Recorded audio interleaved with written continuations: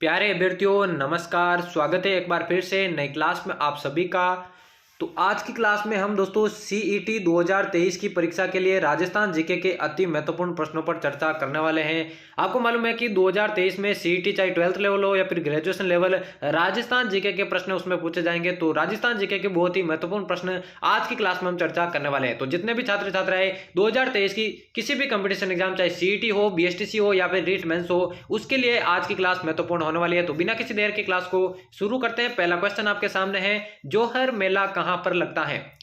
जयपुर में, चित्तौड़गढ़ में, राजसमंद में या फिर भीलवाड़ा में? तो पहले क्वेश्चन का आपको राइट आंसर बताना है, क्या हो जाएगा? जोहर मेला कहां पर लगता है? जल्दी से इस प्रश्न का राइट आंसर बताइए। सभी को कमेंट बॉक्स में आंसर देना है। और पहले क्वेश्चन का जो राइट आंसर है दोस्तों, चित्तौड़गढ़ के अंदर आपका जोहर मेला लगता है। दूसरा ऑप्शन इसका करेक्ट हो जाएगा। अगला प्रश्न है दोस्तों, कुंभ श्याम मंदिर किस शैली में निर्मित है? कुंभ श्याम मंदिर किस शैली में निर्मित है? वो नागर शैली, वागड़ शैली, महामारू शैली या फिर पंचांग शैली? तो जल्दी से इस प्रश्न का राइट आंसर बताइए, क्या हो जाएगा? कुंभ श्याम मंदिर कौन सी शैली में निर्मित है आपको बताना है। तो जल्दी से इसका राइट आंसर बताइए, कौन सी शैली में आपका कुंभ श्याम मंदिर निर्मित है, यही आपको बताना है। तो जल्दी से बताइए। तो बात करें राइट आंसर की, देखिए महामारू शैली में ये मंदिर जो है निर्मित है। तीसरा ऑप्शन इसका करेक्ट हो जाएगा। अगला प्रश्न देखिए, रघुनाथ सिंह पर मुकदमा पुस्तक के लेखक कौन थे? रघुनाथ सिंह पर मुकदमा पुस्तक के लेखक कौन थे? सागरमल गोपा, मदन लाल पुरोहित, शिव शंकर या फिर चौथा ऑप्शन है लालचंद जोशी? तो करेक्ट आंसर बताइए दोस्तों, क्या हो जाएगा? रघुनाथ सिंह पर मुकदमा पुस्तक के लेखक कौन थे आपको बताना है। तो तीसरे प्रश्न का राइट आंसर जल्दी से बताइए दोस्तों, क्या हो जाएगा? बहुत ही इंपॉर्टेंट प्रश्नों की क्लास होने वाली है। तो इसके राइट आंसर की बात करें, बिल्कुल सागरमल गोपा इसका करेक्ट आंसर हो जाएगा। अगला देखिए, जगत शिरोमणि मंदिर कहां पर स्थित है? जगत शिरोमणि मंदिर कहां पर स्थित है? अजमेर के अंदर, आमेर के अंदर, बूंदी के अंदर या फिर अलवर के अंदर? तो जल्दी से राइट आंसर बताइए दोस्तों, जगत शिरोमणि मंदिर आपके कहां पर स्थित है? बहुत ही महत्वपूर्ण ये प्रश्न होने वाला है दोस्तों। वेरी वेरी इंपॉर्टेंट प्रश्न, आप इसे लगा लीजिए। वेरी वेरी इंपॉर्टेंट प्रश्न 2023 की परीक्षा के लिए। तो जगत शिरोमणि मंदिर कहां स्थित है? बात करें इसके राइट आंसर की, बिल्कुल दोस्तों जयपुर के आमेर के अंदर ही स्थित है। दूसरा ऑप्शन इसका करेक्ट हो जाएगा। चलिए बढ़ते हैं अगले प्रश्न की ओर। पूछा गया है, गोसुंडा बांध कौन सी नदी पर बना हुआ है? गंभीरी नदी, मोरेल नदी, बेड़च नदी या फिर खारी नदी? तो जल्दी से राइट आंसर बताइए। देखिए क्लास को बिना रुके एंड तक वॉच करना है और एंड में आपको बताना है कितने प्रश्न यहाँ से आपके सही होते हैं, क्योंकि बहुत ही कम टाइम आपका बचा है सीईटी की परीक्षा के लिए। तो जितना भी टाइम बचा है दोस्तों, पूरी क्लासेज आपको देखनी है। गोसुंडा बांध कौन सी नदी पर बना हुआ है? गंभीरी नदी, मोरेल नदी, बेड़च नदी या फिर खारी नदी? तो जल्दी से इसका राइट आंसर बताइए। बात करें करेक्ट आंसर की, तो गंभीरी नदी पर दोस्तों ये बांध बना हुआ है। पहला ही ऑप्शन इसका करेक्ट हो जाएगा। माफ कीजिएगा दोस्तों, गोसुंडा बांध जो है बेड़च नदी पर, ठीक है ना, बेड़च नदी पर बना हुआ है। पहला ऑप्शन गलत होगा। इसका जो करेक्ट आंसर होगा वो हो जाएगा दोस्तों बेड़च नदी। तीसरा ऑप्शन इसका करेक्ट हो जाएगा। तो चलिए बढ़ते अगले प्रश्न की ओर। अगला प्रश्न है दोस्तों, हमीर महाकाव्य किसकी रचना है? बहुत ही इंपॉर्टेंट प्रश्न है। हमीर महाकाव्य जयचंद्र सूरी, नयनचंद्र सूरी, हमीर या फिर जयानक? हमीर महाकाव्य किसकी रचना है, यही आपको बताना है। तो जल्दी से आंसर बताइए, इसका क्या हो जाएगा? पूछा गया है हमीर महाकाव्य और काफी सारे अभ्यर्थियों ने राइट आंसर दिया। बिल्कुल दोस्तों नयनचंद्र सूरी की यह रचना है। दूसरा ऑप्शन इसका करेक्ट हो जाएगा। अगला प्रश्न देखिए, जवाई नदी का उद्गम कहां से होता है? जवाई नदी का उद्गम कहां से होता है? गोरिया गांव की पहाड़ियां, सुमेरपुर की पहाड़ियां, जसवंतपुरा की पहाड़ियां या फिर शेर गांव की पहाड़ियां? तो जल्दी से इसका राइट आंसर बताइए। जवाई नदी का उद्गम कहां से होता है आपको बताना है। तो करेक्ट आंसर क्या हो जाएगा, जल्दी से बताइए। बहुत ही इंपॉर्टेंट प्रश्नों की यह सीरीज जो होने वाली है, इसलिए क्लास को बिल्कुल भी मिस मत करना। जवाई नदी का उद्गम दोस्तों बात करें करेक्ट आंसर की, गोरिया गांव की पहाड़ियों से होता है। पहला ही ऑप्शन इसका करेक्ट हो जाएगा।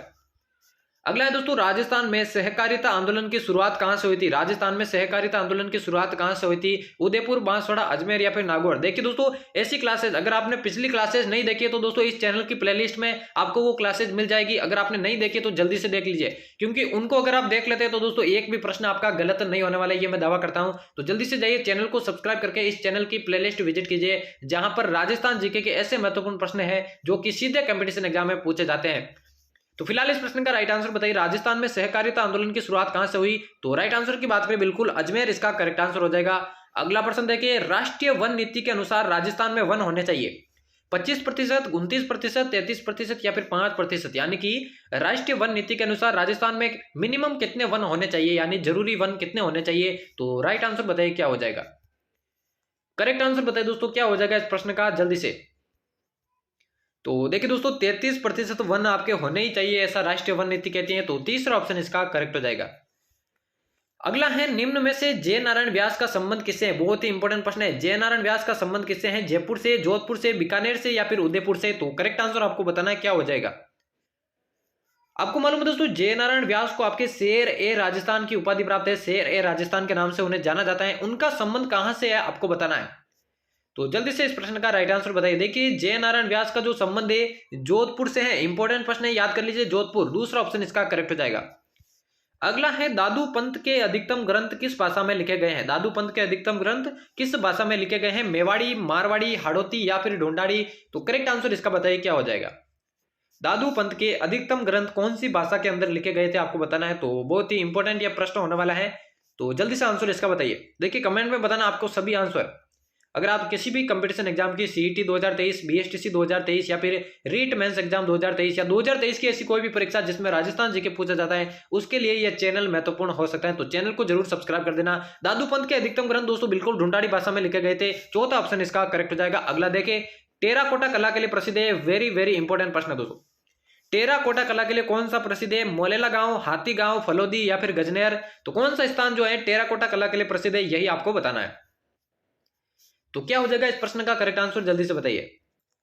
बहुत ही महत्वपूर्ण प्रश्नों की सीरीज होने वाली है। देखिए टेराकोटा कला के लिए जो प्रसिद्ध है वो मोलेला गांव हो जाएगा। पहला ही ऑप्शन इसका करेक्ट हो जाएगा। अगला देखिए, राजस्थान का पहला विजय स्तंभ कहां स्थित है? राजस्थान का पहला विजय स्तंभ झालावाड़, उदयपुर, भरतपुर या फिर बीकानेर? बहुत ही इंपॉर्टेंट प्रश्न होने वाला है। राजस्थान का पहला विजय स्तंभ कहां स्थित है आपको बताना है। जल्दी से इसका राइट आंसर बताइए। कौन सा इसका करेक्ट आंसर हो जाएगा, जल्दी से बताइए। राजस्थान का पहला विजय स्तंभ। बात करें राइट आंसर की, देखिए बयाना आपने नाम सुना होगा। बयाना आपने नाम सुना होगा। यहाँ पर बयाना में युद्ध भी लड़े गए थे जो राणा सांगा और अकबर के बीच में। तो यहाँ पर दोस्तों देखिए राजस्थान का जो पहला विजय स्तंभ है वो देखिए दोस्तों भरतपुर के अंदर स्थित है, ठीक है ना। तीसरा ऑप्शन इसका करेक्ट हो जाएगा। अगला है, राजस्थान में राज्यसभा सदस्यों की संख्या कितनी है? राजस्थान के अंदर राज्यसभा सदस्यों की संख्या कितनी है? 10, 25, 15 या फिर 20? तो राइट आंसर इसका बताइए दोस्तों, क्या हो जाएगा करेक्ट आंसर। राजस्थान में राज्यसभा सदस्यों की संख्या कितनी है आपको बताना है। तो करेक्ट आंसर इसका बताइए, क्या हो जाएगा। तो जल्दी से इसका करेक्ट आंसर बताइए। राजस्थान में जो राज्यसभा के सदस्य है वो कितने हैं, या राजस्थान में राज्यसभा की कितनी सीटें है। बात करें करेक्ट आंसर की, तो राजस्थान के अंदर दोस्तों राज्यसभा की 10 सीटें हैं, ठीक है ना। और लोकसभा की अगर आपसे पूछे तो 25 सीटें इसका करेक्ट आंसर होगा। चलिए बढ़ते हैं अगले प्रश्न की ओर। पूछा गया है, वस्त्र नगरी के रूप में प्रसिद्ध शहर कौन सा है? भीलवाड़ा, ब्यावर, अलवर या फिर जोधपुर? पूछा गया है, वस्त्र नगरी के रूप में प्रसिद्ध शहर कौन सा आपको बताना है। तो जल्दी से इसका करेक्ट आंसर बताइए। कौन सा राइट आंसर हो जाएगा, जल्दी से बताइए। वस्त्र नगरी के रूप में प्रसिद्ध शहर। बहुत ही इंपॉर्टेंट प्रश्न होने वाले हैं और क्लास के एंड में आपको बताना है कितने प्रश्न आपके सही होते हैं। देखिए भीलवाड़ा को आपके वस्त्र नगरी के नाम से जाना जाता है। पहला ही ऑप्शन इसका करेक्ट हो जाएगा। अगला देखिए, गणगौर का त्योहार कितनी अवधि तक मनाया जाता है? गणगौर का त्योहार कितनी अवधि तक मनाया जाता है? 15 दिन, 21 दिन, 18 दिन या फिर 20 दिन? तो जल्दी से राइट आंसर बताइए। गणगौर का त्योहार कितनी अवधि तक मनाया जाता है, यही आपको बताना है। तो क्या हो जाएगा करेक्ट आंसर। इंपॉर्टेंट यह प्रश्न होने वाला है, कौन सा करेक्ट आंसर हो जाएगा। गणगौर का त्योहार कितनी अवधि तक मनाया जाता है? तो बिल्कुल दोस्तों 18 दिन तक यह मनाया जाता है। तीसरा ऑप्शन इसका करेक्ट हो जाएगा। अगला देखिए, कौन सी प्रथा इनमें से जो है विवाह से संबंधित है? कौन सी प्रथा विवाह से संबंधित है? जलवा पूजन, जड़ूला, मौसर या फिर मोट बराई? करेक्ट आंसर बताइए दोस्तों, कौन सी प्रथा विवाह से संबंधित है आपको बताना है। तो जल्दी से राइट आंसर इसका बताइए। इनमें से कौन सी प्रथा आपके विवाह से संबंधित है आपको बताना है। तो करेक्ट आंसर क्या हो जाएगा। तो देखिए दोस्तों, आपने मोट बराई नाम सुना होगा दोस्तों। यही जो प्रथा है विवाह से संबंधित है। इनमें से चौथा ऑप्शन इसका करेक्ट हो जाएगा। अगला देखिए, सहरिया जनजाति के लोग सबसे ज्यादा किस जिले के अंदर रहते हैं? सहरिया जनजाति के लोग झालावाड़, बारा, बूंदी या फिर टोंक? तो करेक्ट आंसर बताइए दोस्तों। सहरिया जनजाति के लोग सबसे ज्यादा कौन से जिले के अंदर रहते हैं? करेक्ट आंसर बताइए। इंपॉर्टेंट प्रश्न। देखिए ऐसी और क्लासेज इस चैनल पर आपको मिल जाएगी, तो जल्दी से जाइए चैनल की प्लेलिस्ट विजिट कीजिए। देखिए 12 जिले के अंदर सबसे ज्यादा सहरिया जनजाति निवास करती है। दूसरा ऑप्शन इसका करेक्ट हो जाएगा। अगला देखिए, राज्य प्रशासन में मंत्रिमंडल का मुखिया कौन होता है? राज्य प्रशासन में मंत्रिमंडल का मुखिया कौन होता है? राज्यपाल, प्रधानमंत्री, विधानसभा अध्यक्ष या फिर मुख्यमंत्री? करेक्ट आंसर बताइए इसका। राज्य प्रशासन में मंत्रिमंडल का मुखिया कौन होता है आपको बताना है। देखिए राज्य की पॉलिटिक्स से भी आपके जो है सीईटी में प्रश्न पूछे जाएंगे। किसी भी कंपटीशन एग्जाम में पॉलिटिक्स से संबंधित प्रश्न पूछे जाएंगे। यहां पर पूछा गया है, राज्य प्रशासन में मंत्रिमंडल का मुखिया कौन होता है? राज्यपाल, प्रधानमंत्री, विधानसभा अध्यक्ष या फिर मुख्यमंत्री? तो मुख्यमंत्री इसका करेक्ट आंसर हो जाएगा। और आज के महत्वपूर्ण प्रश्नों की क्लास का दोस्तों ये होने वाला अंतिम प्रश्न। ये भी इंपॉर्टेंट प्रश्न है। चंपाकली आभूषण कहां पर पहना जाता है? सिर पर, गर्दन पर, मस्तिष्क में या फिर कान पर। तो कौन सा इसका करेक्ट आंसर हो जाएगा? चंपाकली आभूषण कहां पर पहना जाता है? चंपाकली आभूषण कहां पहना जाता है? तो देखिए दोस्तों, करेक्ट आंसर की बात करें गर्दन, और गर्दन की जगह अगर गला भी लिखा है तो भी करेक्ट होगा, ठीक है ना। गर्दन की जगह गला भी लिखा है तो भी करेक्ट होगा, तो यही इसका करेक्ट आंसर होगा। तो यहां पर हमारे राजस्थान जीके के सीईटी 2023 की परीक्षा के लिए अति महत्वपूर्ण प्रश्नों की क्लास समाप्त होती है। उम्मीद करता हूं आज की क्लास पसंद आएगी आपको। ऐसी क्लासेस चैनल पर आपको आगे भी देखने को मिलेगी, तो चैनल को सब्सक्राइब करके बेल आइकन को प्रेस कर देना। तो मिलते हैं किसी और नई क्लास में, तब तक लेते हैं अलविदा, धन्यवाद।